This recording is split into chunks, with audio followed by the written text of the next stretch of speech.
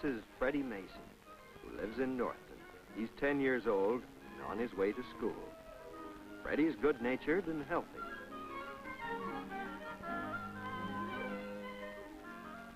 I wish I had that much energy on my way to the office each morning. But Jimmy here doesn't seem to be quite awake yet.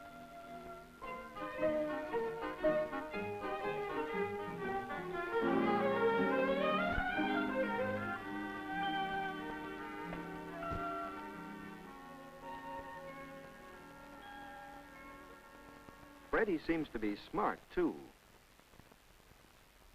Yes, he's right on his toes, our boy Fred.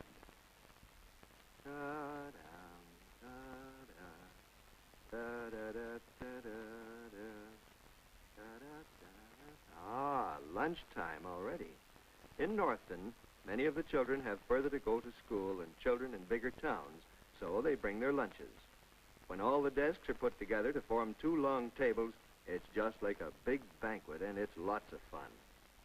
During the noon hour, the teacher, Miss Barnes, has a chance to know the children better. Today, they're talking about what they like to have for lunch. Freddie looks as though he has a good appetite. Perhaps that's our first clue to his good health, the right kind of food. Bobby here drinks pop every lunch period, and he's very fond of cake. And Vera nearly always has jam sandwiches. But I wonder if they will give as much lasting nourishment as this hard-cooked egg, whole wheat bread, milk, and fruit. Maybe Jim doesn't eat the right kind of foods. Perhaps that's why he doesn't have as much pep as Freddie. Miss Barnes has an idea that the children might eat more health-giving foods if they could see the real importance of nutrition. So, a few days later, the class begins a special project during the health period. Miss Barnes gets 6 baby white rats, all equally active and healthy, to demonstrate her point. Of course, the children are greatly interested in the idea. They've decided to feed the rats on 2 different diets for a period of 4 weeks. Rats are used because they eat the same foods as humans and show the same effects of both good and poor nutrition. Because they grow so quickly, these baby rats will show these effects in a few weeks. They're separated into 2 cages, 3 in one and 3 in the other. But first, they're carefully weighed by the children, and Freddie is given the job of starting a chart. The rats are to be weighed every day for 4 weeks, and the weights marked on the chart to show how each is growing. The children will look for other changes, too. The class decides to feed the rats the same types of food they bring in their own lunches. The food is prepared and placed in small glass dishes. And drinking bottles with special tubes are fitted to the side of each cage. Jimmy and Vera give their rats jam sandwiches and sugar cookies to eat and soda pop to drink. Some of the kids think this sounds like a wonderful diet. Fred and Mary feed their rats on cheese sandwiches and carrot sticks. And they give them milk to drink. Miss Barnes explains that the main factors in a healthful diet are proteins, carbohydrates, starches and sugars, fats, minerals, vitamins, and water. Of course, these are contained in a great many foods, but some foods have more than others. To get a good supply of these factors, you need each day milk, fruit, vegetables, cereals and bread, meat, fish, or meat alternates, and vitamin D supplement. And to help the children learn these facts about food, the teacher uses colored posters which she obtained from the district health nurse. Next morning at breakfast, Freddie is still talking about the project and tells the family all about it. They're very interested, and his mother particularly thinks it's a good idea. She points out that the breakfast they are eating has the ingredients of a balanced diet as the teacher has outlined it. There is fruit juice, whole grain cereal,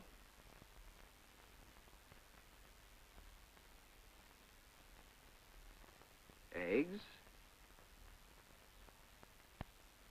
toast,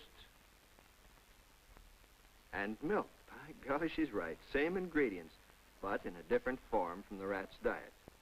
Even Dad agrees that nutrition has an effect on health. Why, before he was married, he prided himself on having only a cup of coffee for breakfast. But now he finds that by eating a good meal before he goes to the office, he can work better all morning and doesn't get so irritable.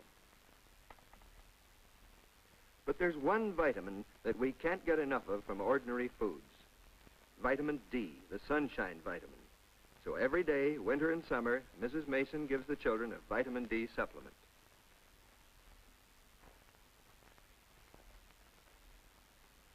Breakfast time is a rush in any household of school children, but by doing a little planning the night before, Fred's mother manages to get the boys off on time and well fed into the bargain.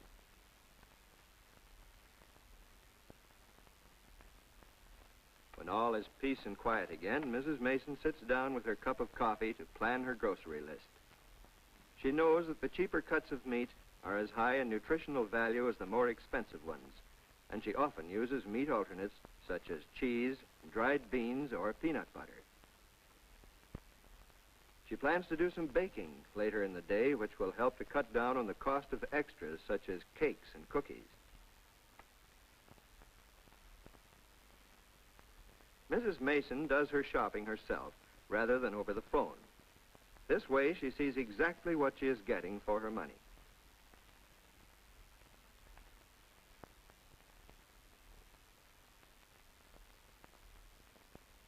She buys the vegetables that are in season. They're usually much cheaper. Grocery stores today have such a variety of canned goods, it's hard to know which brand to buy. Mrs. Mason knows that price alone is no measure of nutritional value, so she examines the labels carefully to make sure she is getting the grade and weight that she wants.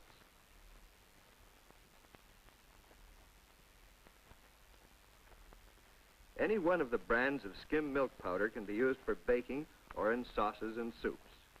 The children drink it, too, especially if it's chilled beforehand. From the great variety of cereals on the market, she chooses the whole grain varieties and buys them in the large packages for economy.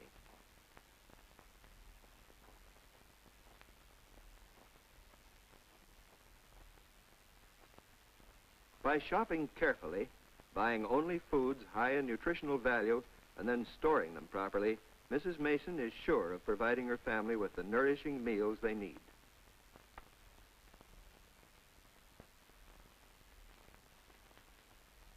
Let's look in on the health period at Freddie's school 4 weeks later and see what has happened to the rats.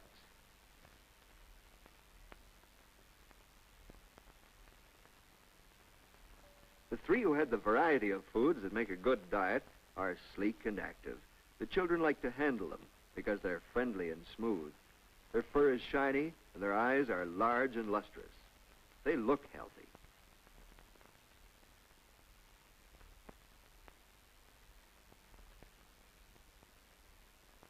Now look at the other rats, the ones who had nothing but sugar cookies, jam sandwiches, and soft drinks. They haven't grown like the others, and they haven't the same personalities or appearance. In fact, there are now only two, as one died of malnutrition. They are hungry, and yet they don't finish their food. They seem to know that it will not satisfy their needs for energy and growth. See how bad-tempered and irritable they are. Notice their small, greedy eyes and scrawny fur. But the other rats on the well-balanced diet eat up their food each day and are good-natured and healthy-looking.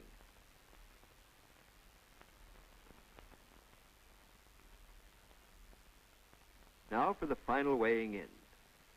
One group has grown and developed normally, but the others, well, they haven't grown at all. The chart shows the growth for the 4 weeks, and it's easy to see the terrific difference between the two groups.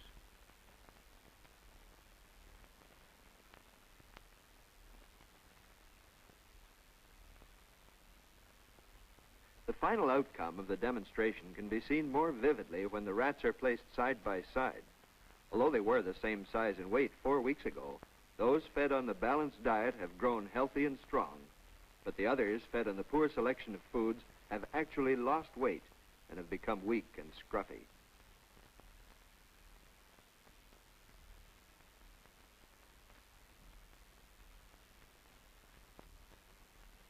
And so we see that eating some of the foods from each group every day really does have a great effect on health and growth.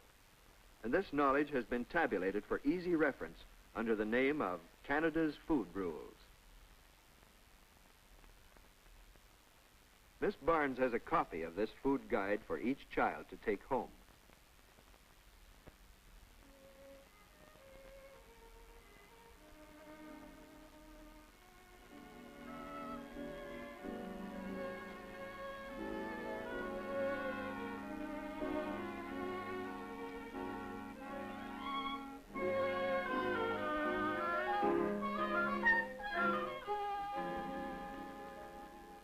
Like most 10-year-olds, Freddie is anxious to pass on his newfound knowledge to someone. So as soon as he gets home, he tells his mother all about Canada's food rules. Of course, Mrs. Mason knows already what is good for her family, but it's awfully easy to get into the habit of giving them what they like best and forgetting to watch nutritional values each day. It's not just one meal, but each day's whole menu that counts. Oh, well, that was last year's calendar anyway. She puts the rules inside the cupboard door where they will be easy to see. Uh-oh, what will cookies do to your diet? Well, we might as well admit that children like cookies. And actually they need snacks to give energy for all their activity and growth. So Mrs. Mason lets them have some cookies and gives them each a glass of milk. This should keep them going until the next meal, but there'll be no more cookies later, too close to mealtime. Well, Freddie's mother knows just what he should eat. And those 5 kinds of food allow lots of variety. Let's take a closer look at those food rules. Milk. For Freddie, who is under 12, at least 1 pint a day. He can drink it by the glass, have it in his soup, eat it in a casserole dish, take it as ice cream, or as a milk pudding. Fruit. 1 serving of citrus fruit, tomatoes, or vitaminized apple juice.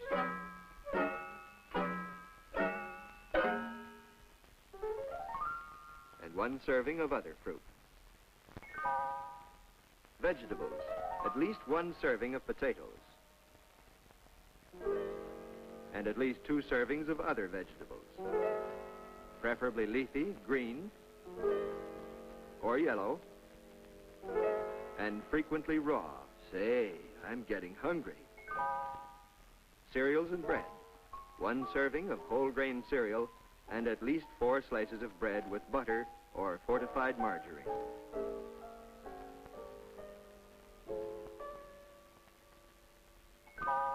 Meat and fish. 1 serving of meat, fish, poultry, or meat alternates. In addition to these, eggs and cheese should be eaten at least 3 times a week each. Use liver frequently, and don't forget the vitamin D supplement in either capsule, oil, or concentrate form. With all these foods to choose from, it shouldn't be difficult to get plenty of variety. And if Mrs. Mason remembers to give her children some from each of these groups every day, she will be, as they say, on the beam. Sure enough, she's giving them liver for supper. I'll bet she knew we were going to talk about Canada's food rules. Don't forget, it's the day's complete meals that count. Let's see what Freddie had to eat today. Breakfast. Citrus fruit, whole grain cereal, bacon, toast, milk. Good. Lunch. Raw vegetable, 4 slices of bread with cheese between, baked custard and milk. Afternoon snack. Milk and peanut butter cookies. Okay. Dinner. Liver, buttered carrots, baked potatoes, cabbage salad, milk, and for dessert, applesauce and gingerbread. Nice work, Mrs. Mason. You stuck to the rules. And Freddie certainly is a shining example of good food habits. And food habits include both what you eat and how you feel when you eat. The Masons have happy meal times. No one says, eat it because it's good for you. New foods are introduced early and a little at a time. Kathy hasn't tasted cabbage salad before. She likes it. The Masons enjoy their meals. They eat well because they get lots of fresh air, rest, and sunshine. They eat well because they use Canada's food rules. Do you?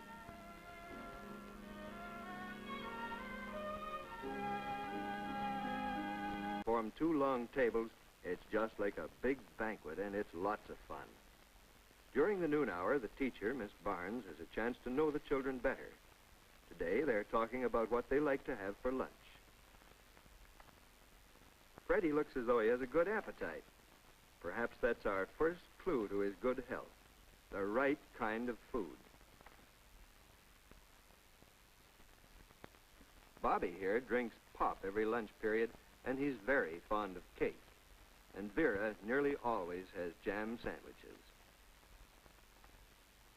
But I wonder if they will give as much lasting nourishment as this hard-cooked egg, whole wheat bread, milk, and fruit. Maybe Jim doesn't eat the right kind of foods. Perhaps that's why he doesn't have as much pep as Freddie. Miss Barnes has an idea that the children might eat more health-giving foods if they could see the real importance of nutrition. So, a few days later, the class begins a special project during the health period. Miss Barnes gets 6 baby white rats, all equally active and healthy, to demonstrate her point.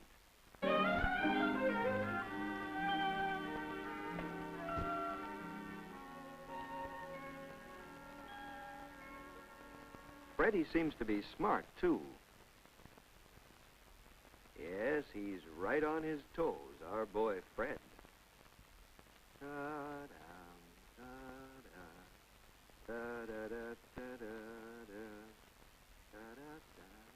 Ah, lunchtime already. In Northton, many of the children have further to go to school than children in bigger towns, so they bring their lunches. When all the desks are put together, of course, the children are greatly interested in the idea. They've decided to feed the rats on 2 different diets for a period of 4 weeks. Rats are used because they eat the same foods as humans and show the same effects of both good and poor nutrition. Because they grow so quickly, these baby rats will show these effects in a few weeks. They're separated into 2 cages, 3 in one and 3 in the other. But first, they're carefully weighed by the children, and Freddie is given the job of starting a chart. The rats are to be weighed every day.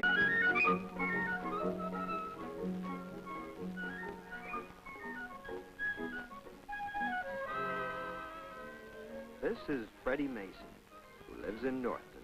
He's 10 years old and on his way to school. Freddie's good-natured and healthy.